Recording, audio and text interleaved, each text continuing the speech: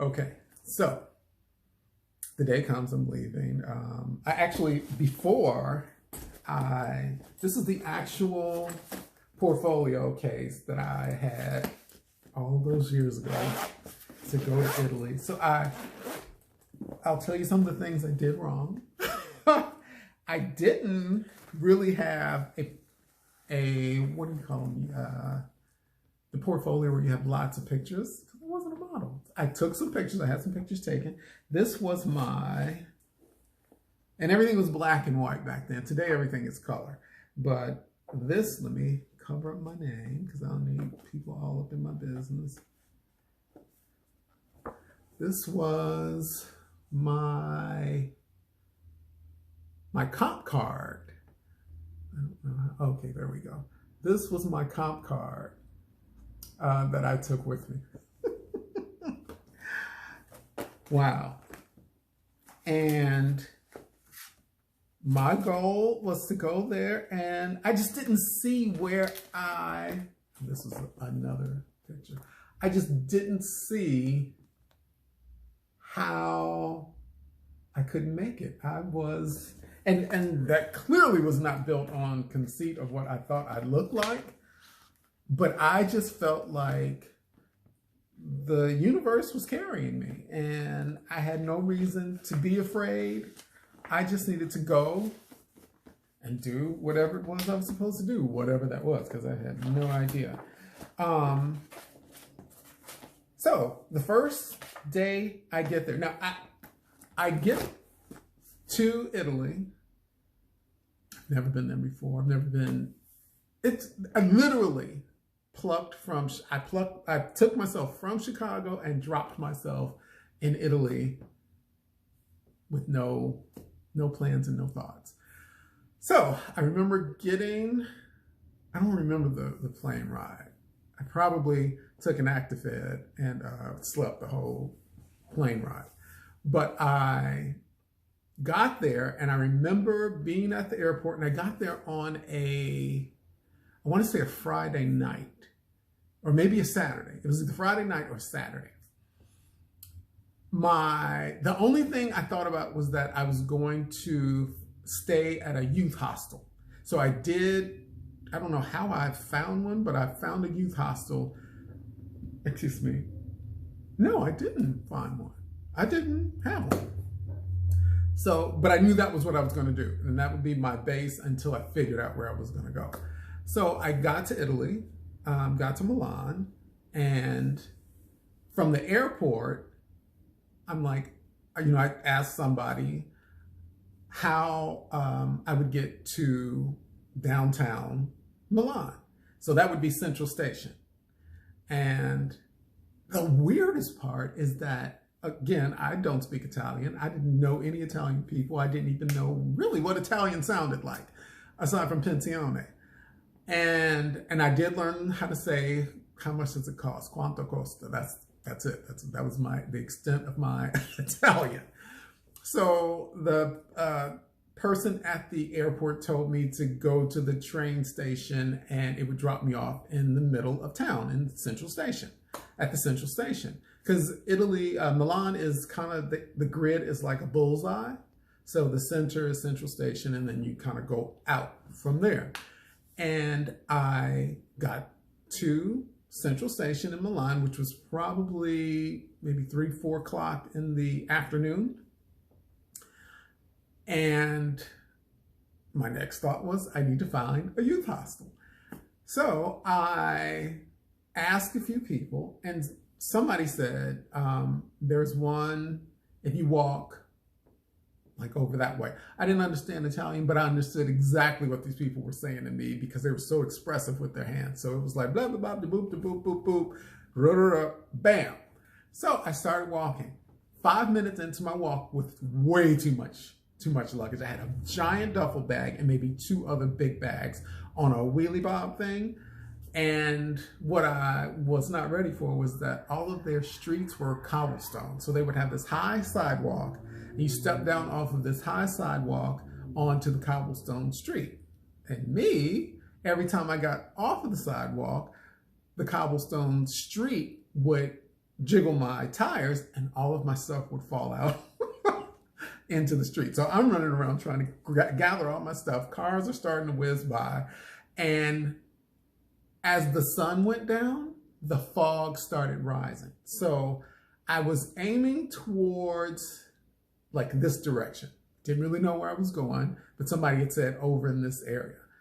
The fog came so fast and so thick, I literally was blinded. I could not see probably 10 feet ahead of me. I could not. It was like nothing. And I'm just walking with all this too much luggage, and I saw a glow in the fog, and I just started following the glow. The glow wound up being a newspaper stand. And the guy who ran the newspaper stand was in the process, I think, of closing for the night because nobody could see anything. And so I was youth hostel. He sees me black, clearly not from Italy. He hears the accent, probably American. And I'm like, do you know where the hostel is? Youth hostel. And he's like, wonder. He's giving me all this Italian. And he says, basically, I got walk this direction, not that far, make a turn either left or right. It was a million years ago. And it should be right there. Literally, I couldn't see 10 feet in front of me. But on faith, I just started walking, and I walked right up to the youth hostel. It's the weirdest thing.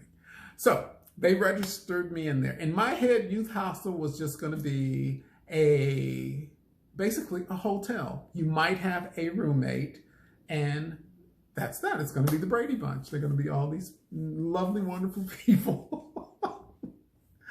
And little did I know, when I got there, it was a giant open squad bay. A squad bay is basically like just a giant open room with racks of bunk beds, which put me right back in the frame of mind of the military boot camp. So there's like bunk beds, rows of bunk beds, and rows of wall lockers. So the deal was, you got a wall locker, you had to rent the lock, which cost too much money. You had to pay for your overnight sleep up in advance. Luckily, I thought enough to bring. Actually, one of the people that gave me money to get there gave it to me in lira, which was Italian money. I don't think they were doing the euro at the time. This was lira. They gave me like $50 in lira. I'd have never thought to do that. So I had lira. I paid for my room. I paid for my lock. You had to lock your stuff up. You had to be out of the hostel, I think at like 9 o'clock in the morning, and you could not come back in until like 2 or 3 in the afternoon. And then you couldn't be roaming all around. So I got my lock and everything, and and I'm tired, confused, maybe a little fear almost tried to set in. And I'm like, okay, let me take a shower. So I'm thinking, well, first of all, I had to gasp and take it all in that all of these crazy people were all around me. And they were crazy only because I'm not a social person, and I didn't know near one of them in there.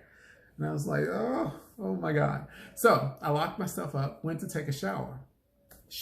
Shock number one is, you use the bathroom before you take a shower. I go to use the bathroom, and they have, in this place, I'm sure they have 20th century toilets, lots of places.